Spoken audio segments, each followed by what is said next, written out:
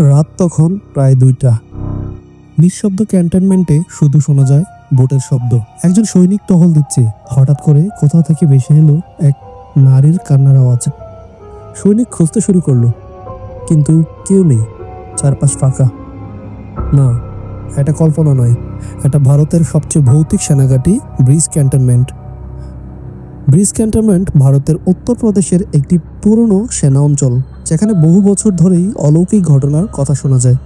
সৈনিকরা বলে থাকেন তারা মাঝে মাঝে সাদা শাড়ি পরা এক মহিলাকে দেখেন। তেনাকে হঠাৎ করেই চোখের সামনে চলে আসে, আবার মুহূর্তে মিলিয়ে যায়। অনেক সময় কারো পেছনে পেছনে চলার শব্দ শোনা যায়, কিন্তু পেছনে তাকালেই কেউ নেই। ইতিহাসবিদদের মতে একসময় এই অঞ্চলে এক ব্রিটিশ অফিসার এক গরিব মহিলার উপর অত্যাচার করত। সেই মহিলা আত্মহত্যা করেন এবং সেই রাত থেকেই শুরু হয় এইসব ভয়ঙ্কর সব ঘটনা। সেনারা অনেক সময় পোস্ট বদলের আবেদন করেন, কারণ তারা নাকি রাতে এখানে ঘুমাতে পারেন না। অশরীরীর আওয়াজে দরজা জানালা ধাক্কাধাক্কি আর হঠাৎ হাওয়ায় আলো নিভে যাওয়া সবই এখানকার নিত্যদিনের ঘটনা।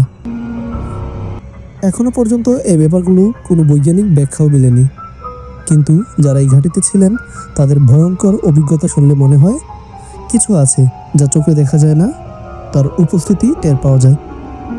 আপনি কি কখনো এমন ভৌতিকতার অভিজ্ঞতা পেয়েছেন?